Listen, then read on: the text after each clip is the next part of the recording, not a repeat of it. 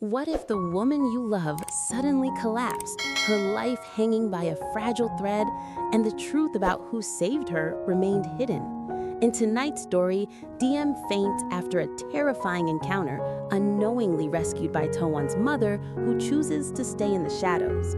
When Towan returns, he discovers her burning with fever and rushes her to the hospital, desperate for answers.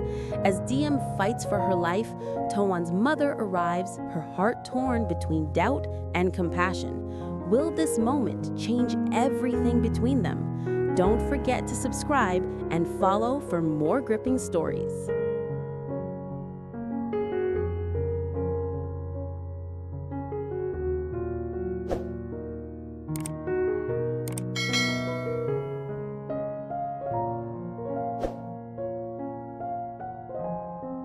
The evening had fallen into an unusual silence, the kind of silence that pressed heavily against the walls of the house. Diem moved slowly across the living room, her hands still trembling after the unsettling presence of Nuggets seemed to vanish into thin air. A sudden wave of dizziness clouded her vision, blurring the furniture around her until all that remained was a haze of light and shadow. Her knees buckled, and with a soft but sharp thud, she collapsed onto the cold floor.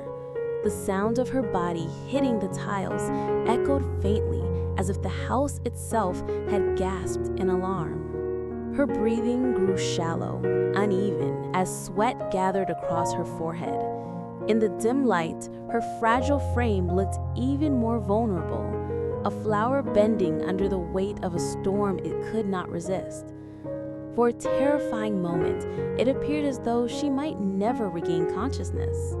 The house, too, seemed to hold its breath, offering no comfort, no warmth, only the heavy stillness of uncertainty. It was then that the quiet shuffle of footsteps broke through. Twin's mother had been nearby, checking on small matters in the household, when she noticed the strange stillness in the room.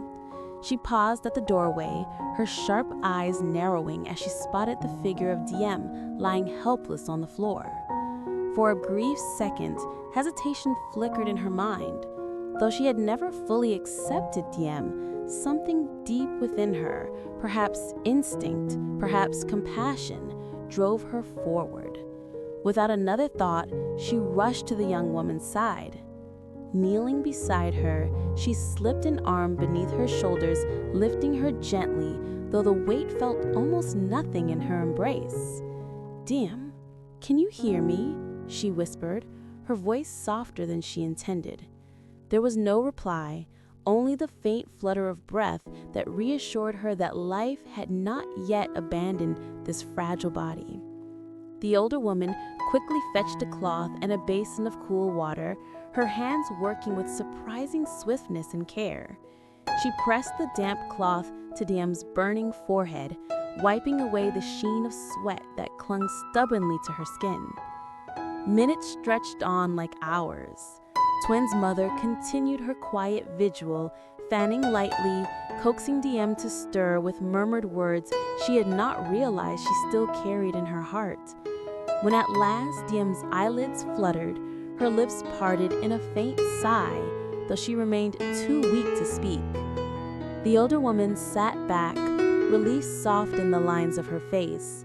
"It's just an illness," she told herself silently, convincing her heart not to worry more than necessary. Perhaps a fever, nothing more.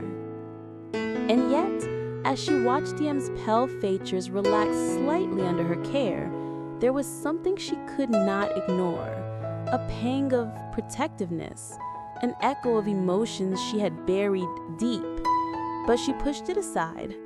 Rising slowly, she left the room as quietly as she had entered, making sure Diem was resting comfortably on the couch with a thin blanket drawn over her. She resolved not to tell anyone, not even Twin, about her small act of intervention. To her mind, there was no need. The girl would recover soon enough. Still, the image lingered. Diem, fragile and unconscious, lying against the chill of the floor, completely unaware of the silent guardian who had just for a moment stepped out of the shadows of judgment to offer a hidden hand of mercy. Do you want me to continue part 2, Toan arriving and finding her unconscious?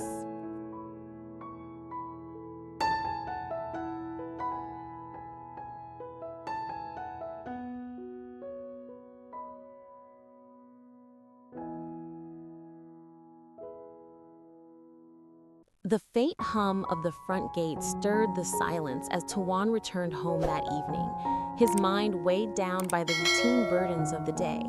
He pushed the door open and stepped inside, expecting the usual warmth of light chatter, or at least the quiet comfort of Diem's presence. Instead, the house greeted him with an unsettling stillness, the kind of quiet that gnawed at the edges of his instincts. His steps quickened, his eyes scanning the living room until they landed on the fragile figure lying curled beneath a thin blanket on the couch. Diem? His voice broke through the silence, gentle at first, then urgent when she failed to stir.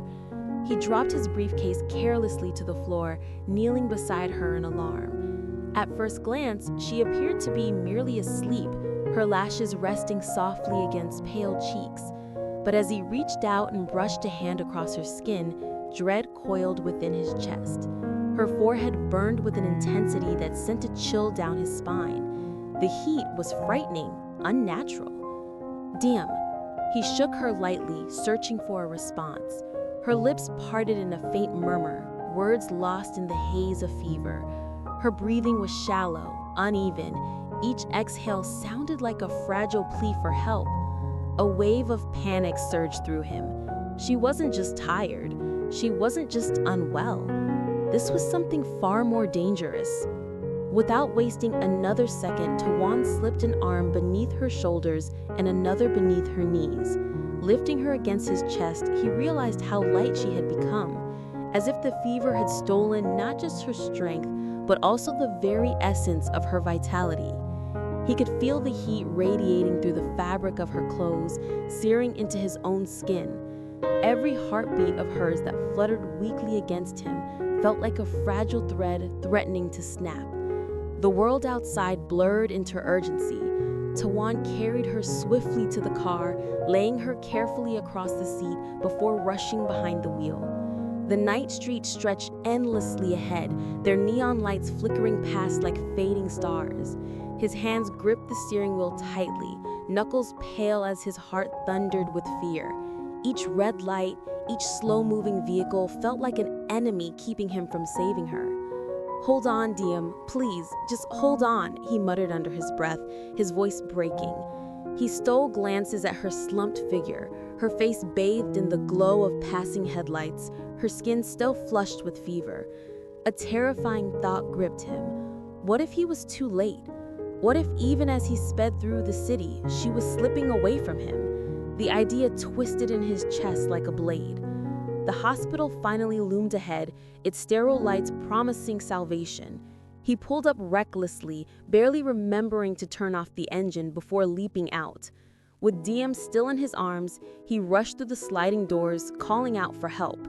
The nurses at the reception desk scrambled to his side, their practiced hands reaching for Diem as he explained in rushed, fragmented words about her sudden collapse and relentless fever. As they wheeled her away, Towan was left standing in the harsh glow of the emergency ward's entrance, his chest heaving, his mind a storm of dread. He clenched his fists, fighting the helplessness that clawed at him.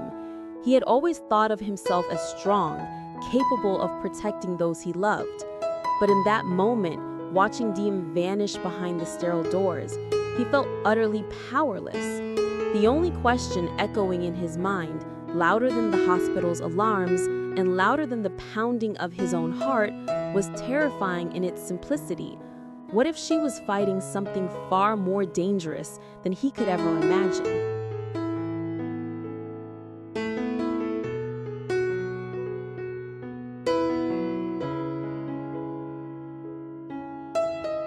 Word of Diem's sudden hospitalization spread faster than expected, reaching Towan's mother within the hour. She had just settled into the quiet of her own room when a faint knock on the door delivered the unsettling news. Diem had been rushed to the hospital in a state of fever and collapse. For a moment, the older woman froze, her hands tightening around the fabric of her shawl. A cascade of memories replayed in her mind. The sight of Diem crumpled on the floor, the way she had pressed a cool cloth to her burning forehead, convincing herself it was nothing serious. She had told herself there was no need to worry, no need to interfere. And yet, the words she had ignored now returned to haunt her. What if I was wrong? Rising swiftly, she abandoned her calm exterior and hurried from the house. The night air clung cold against her skin as she climbed into the waiting car, her heart racing with a tempo she had not felt in years. Along the road to the hospital, her thoughts churned in a storm of conflict. She had never openly embraced Diem, always keeping a careful distance, telling herself it was for the good of her son. She had doubted the young woman's resilience, questioned her place in the family. But tonight, as the city lights streaked past the car windows, all those carefully built walls trembled. What if Diem's life was hanging by a fragile thread? What if Toan's love was about to break beneath the weight of grief? The hospital loomed ahead, its white facade glowing beneath the harsh beams of fluorescent lamps. As she stepped inside, the sterile scent of disinfectant mingled with the tense hum of hurried footsteps and murmured voices. Her eyes immediately sought her son. She found Toan standing rigid outside the emergency ward, his figure taut with worry, his gaze fixed on the closed doors that separated him from Diem. The sight pierced her heart. Her son, usually so composed and unshakable, looked as though he was on the brink of shattering. She approached slowly, her footsteps echoing in the corridor. "Toan," she called softly. He turned, his eyes heavy with fear, but there was no surprise in his expression. He had expected her. Perhaps he had even needed her. For a moment, neither spoke. The silence between them was filled only with the rhythmic beeping of distant machines and the faint shuffle of nurses rushing past. Finally, she placed a hand on his arm. "How is she?" Her voice trembled more than she wished it to, betraying the concern she had tried so long to conceal. Toan shook his head, his jaw tight. "They're still examining her. The fever wouldn't break. I don't know what's happening to her." His voice cracked at the end, a sound that hollowed her chest with guilt. The older woman's gaze drifted to the emergency doors, behind which Diem lay fighting for her strength. Images returned to her, Diem's pale face, the frailty in her body, and yet the quiet endurance that had always shone in her eyes. Perhaps she had misjudged this young woman. Perhaps strength did not always roar loudly, but sometimes lived quietly, in the resilience to endure pain, in the tenderness with which she had stood by Toan despite disapproval. As the minutes stretched into eternity, Toan's mother found herself silently praying, not for her pride, not for her doubts, but for Diem's survival. Each passing second chipped away at her resistance, softening something she had thought long calcified within her heart. Was it possible that fate had chosen this moment, this fragile line between life and death, to show her the truth she had been unwilling to see? And as she stood there, shoulder to shoulder with her son, her eyes fixed on the cold metal doors, one thought lingered in her mind with startling clarity.